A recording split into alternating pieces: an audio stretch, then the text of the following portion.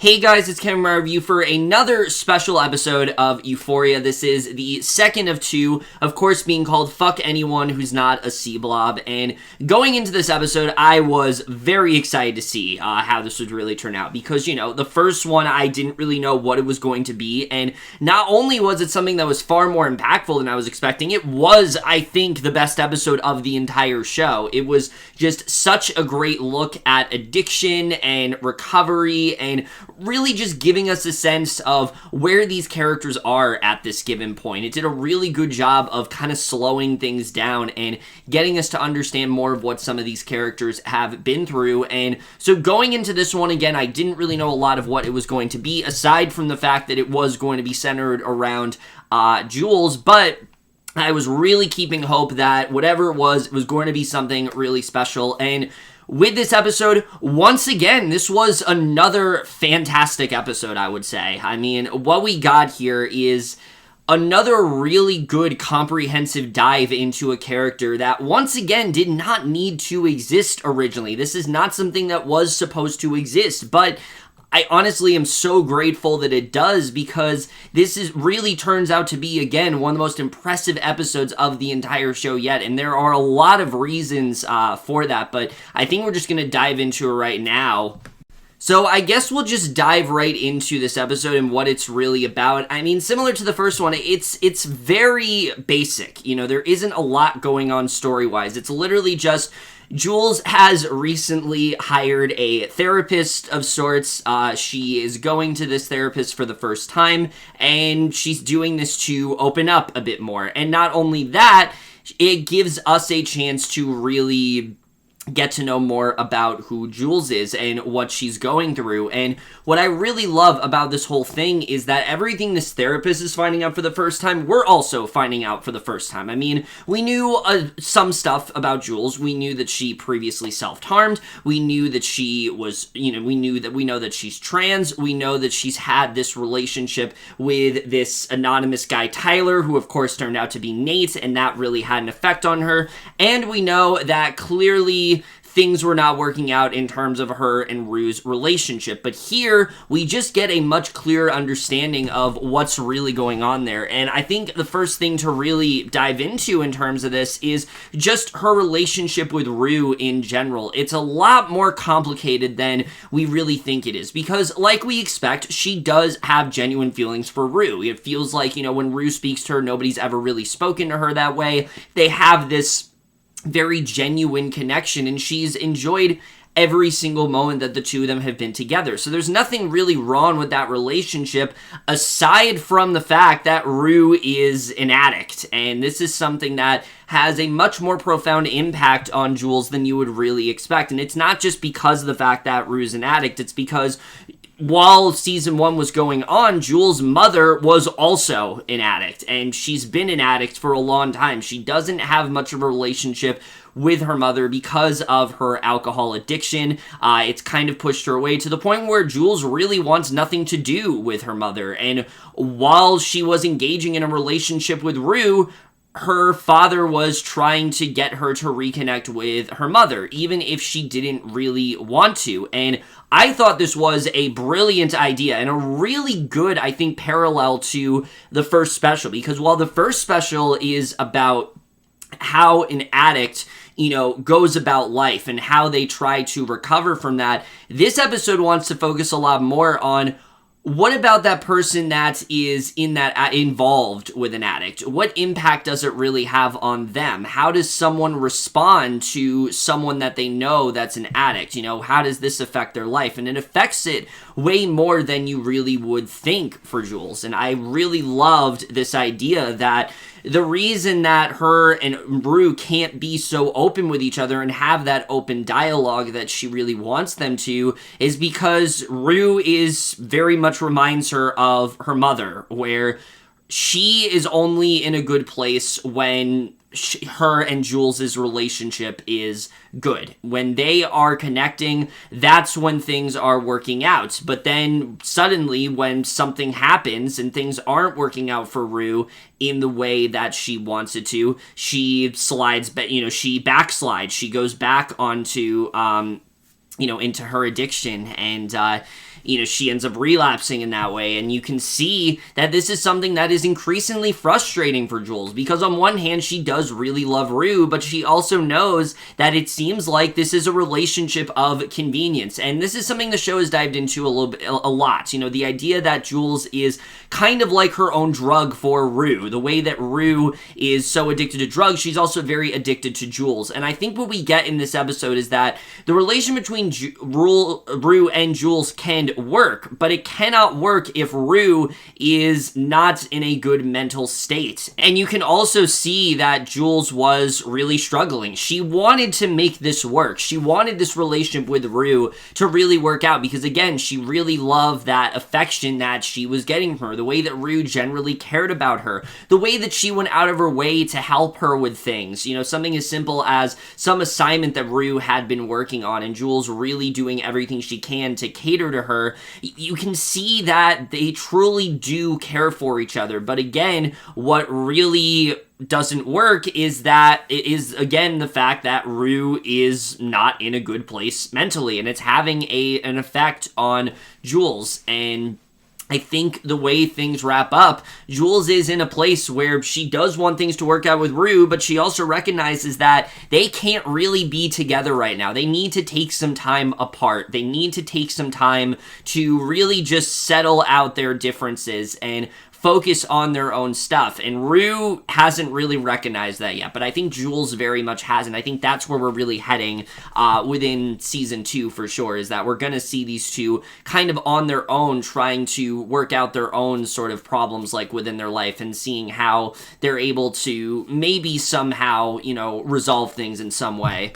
I think the other thing that really works about this episode in comparison to the last one is that Jules is being very emotionally raw throughout this entire thing. Unlike Rue, someone that wants to hide her feelings and doesn't want to be honest with people, Jules is being very open about how she feels, and we haven't really seen that till now. And not only does that give us a better understanding of Jules, it gives Hunter Schafer a chance to really showcase how great of an actress she really is here. I mean, this is easily her best performance within the entire series. You get to see all this emotion that she's bottled up inside of her and really just release it, but also get to see her deepest desires, whether it's her fantasies with Rue or Tyler or whatever she really wants, but also seeing the journey that she's really had to undergo, especially when it comes to her mom, something that we did not know at all about in season 1. It just makes her performance feel that much more emotionally complex, and it really feels like she's a deeper understanding of this character. And I've heard people say that,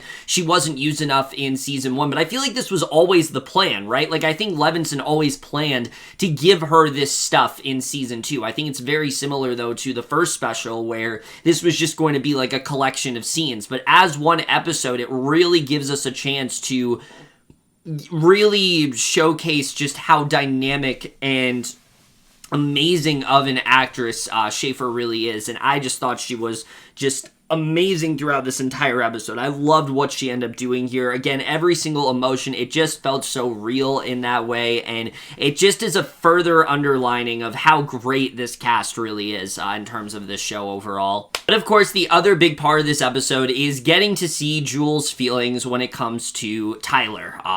This obviously who really turned out to be Nate, but as expected, her connection with him has not really gone away. In fact, she's not really over that at all. She still has a lot of fantasies about Tyler and about the two of them together, even though she knows it's not real. I think the thing that really stuck out to me in terms of that is when she's talking about how she feels her connection with Tyler is more special to her than her connection with Rue, mainly because of the anonymity there. There's no real connection there, aside from the fact that it's two people talking over a phone, something that's a lot more manageable in that way. And I think that's something that they really dived into very well here. And again, I think that's something else that is going to lean heavily into what Jules' arc is moving forward. The idea that she still has these feelings for Tyler. Those feelings just haven't really gone away, even though she knows this isn't a real person. And how that is, in conjunction with her relationship with Rue, how that's complicating things,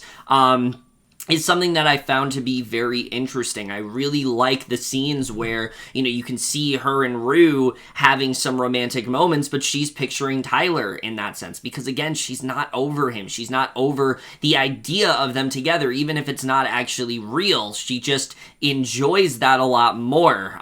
Because again, there's a lot less she needs to do in that. It's not as hard to really stay with that relationship. And I think it makes her feel a lot more free in that way. But I think it's also the fact that, and I think the other thing that she did kind of bring up in this episode, but still kind of needs to realize, is that I think the real reason why she feels more comfortable with Tyler than with Rue is because with Tyler, she could be as open and honest as she really wants to be. She could tell him literally anything. She doesn't know who he really is. There's no real consequence for what she's doing. But with Rue, there is significant consequence. She can't tell her about her mother and how she's an addict and how she didn't really want her mother back in her life, and how her mother is in a very similar place where, because her relationship with Jules is unstable, she ended up relapsing and she ended up backsliding into, what she was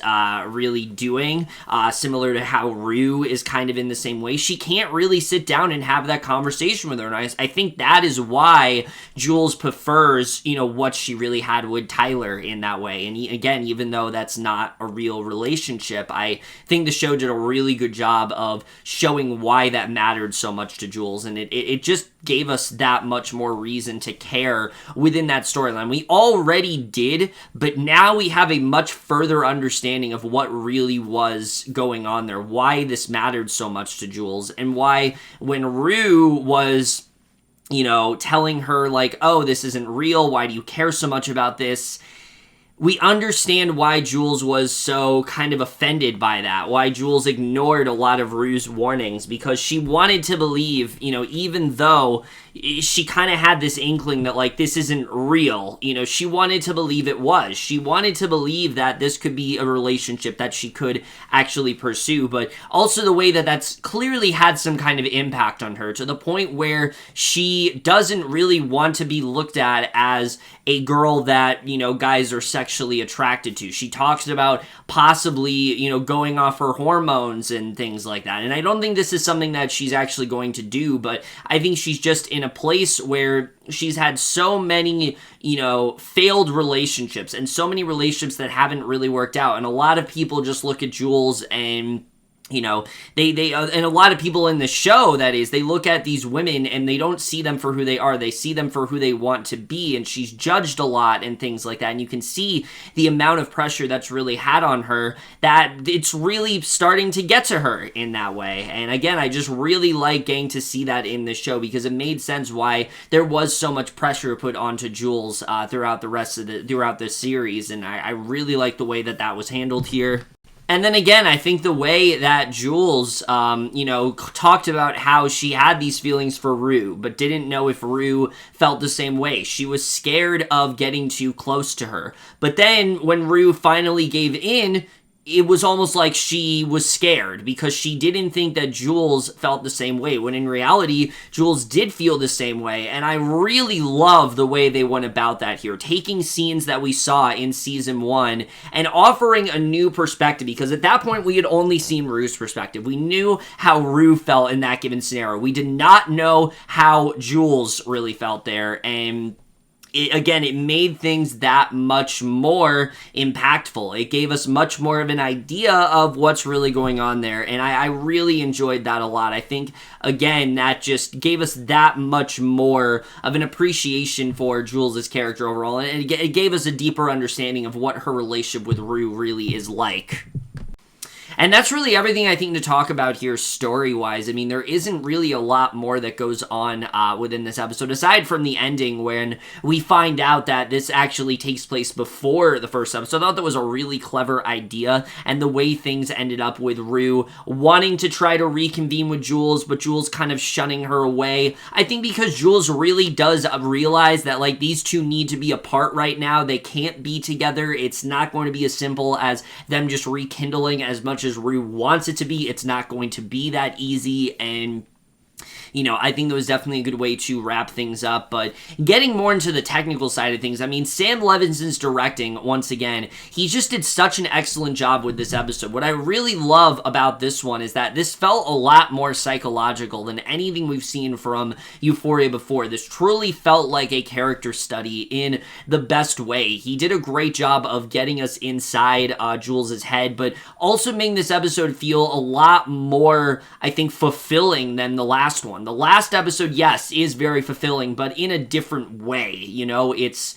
getting Rue to understand, that she can't hide her feelings anymore. She needs to be open with people. This is her way to get recovery, and contrasting that with someone that has recovered from being an addict. Whereas here, it's more of us getting to see Jules open up to people in a way that she really hasn't been able to throughout the rest of this series. And it's satisfying for us as a viewer because we now understand what Jules was going through, and it's satisfying for Jules because she now gets the chance to have someone to really talk to about these things when she clearly did not have a good support system before, whether it was Rue or her father or anyone that just didn't really understand her. Now she has someone in the form of this therapist who really does, and I thought the show did a really good job at exploring that. But then the writing in the show as well, I love the fact that Hunter Schafer co-wrote this episode. I think that was a brilliant choice on Levinson's part because just the amount of stuff that Jules is going through, it made sense for someone like Schafer, who we know is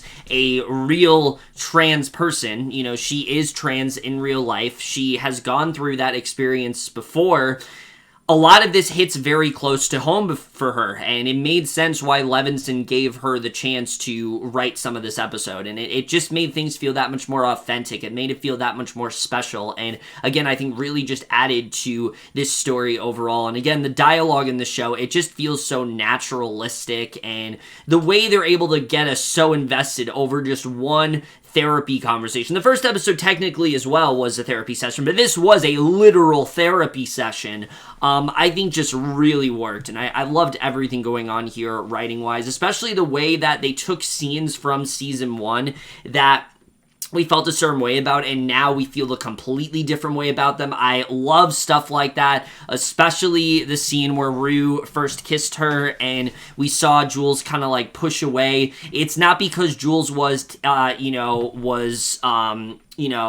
taken aback by it. She was taken aback by it in the sense where she didn't think Rue was going to give in. She was ready to finally profess her feelings to Rue, and then right when she was ready to do that, that's when Rue turned away because she thought that Jules was scared, and obviously that's not what really happened. And I think it just, again, gives us such a better understanding of why Jules did certain things that she did in season 1, and I really love getting to really see that here. Cinematography-wise, I mean, I think this might just be the best episode of the entire show in terms of cinematography. I mean, just the way they played around with just certain things, like the opening scene where we see all these memories of Rue through Jules' eye, and they're all happy memories, but at the same time, they make her feel very uncertain. She doesn't really know how to feel about them in that given moment. I think is a really great idea. Or the longer sequences where she's having sex with Tyler, and then he turns into Nate, almost this sensual thing, and then turns into more of a horror show. I mean, just so many amazing things going on here, cinematography-wise. They really just went all out, and again, it just amazes me how they're able to do this stuff during COVID. It shows that when you can do it, you definitely can do it, and Sam Levinson is one of the few people that is not letting COVID get in the way of his artistic abilities. I feel like other directors are limiting themselves in letting this get the best of them, that they literally have to write it into the story, but Levinson is not interested in that at all, and it just is really great to see here. I love the way that he, again, the cinematography was done here. I love the way that was handled, and the soundtrack for this episode as well is just always perfect. Euphoria always does such a great job when it comes to the soundtrack, but here especially, I mean, just the opening with Liability by Lorde, could not have picked a better song to start off the episode, but also that Billie Eilish song that was playing throughout the episode every time she saw Rue, I thought was a really great choice. Just so many great things musical-wise going on here, and the editing this episode, I will admit, I do wish this episode was a little bit longer. I think that's the one thing that does bring it down. There are some scenes that I wish we could have gotten to see a little bit more of what Jules was really going through with her mother. I would have liked to see more of that, but I think we definitely did get enough here. Overall, once again, for another episode that really wasn't supposed to be a thing, this really felt like such a fulfilling chapter. It gave us such a better understanding of who Jules really is, what she was struggling with in season 1, but also gave us a new perspective into things that we didn't really see, everything going on with her mother and whatnot, and it just gave us a better idea of where this story is really going to go into season 2. I really do feel these 2 episodes were very much necessary. It was a good pause in the story to get us to really unpack a lot of details about these characters that we just didn't really have time to do, and I think that was something that was just really well done throughout both of these episodes. I really love the way this episode was done, and though it wasn't as good as the first episode, it's still one of the best episodes, I think, of the entire show, and so I am going to give this episode of Euphoria Fuck Anyone Who's Not a C-Blob overall in A. Oh my god, these 2 episodes, I mean, it just really sucks that we gotta wait as long as we do. I don't know when Euphoria Season 2 is actually going to come out. I don't know when they're going to be able to actually, film it and whatnot. I know that they were getting started, and then obviously the pandemic happened, but I hope in any case they're able to get on it soon, because if it is anything close to what we got here, I mean, Euphoria is gonna be one of the best things, on TV for a while, and I think we really did get confirmation with that from these 2 episodes. But other than that, guys, in my review of this episode of Euphoria, like I said, with the first special, I don't know if I'm going to be reviewing the show weekly when it actually does come out, but maybe I will. I don't know. At this point, I think this is absolutely the best show that HBO has right now, and I'm just really happy that we were able to get something from this show. No matter what it was, I'm happy we were able to get something just to tide us over for a little bit. But that's it for this review. Hope you guys enjoy it. We'll see you guys in my next video, and we'll see you guys for that. Okay, bye.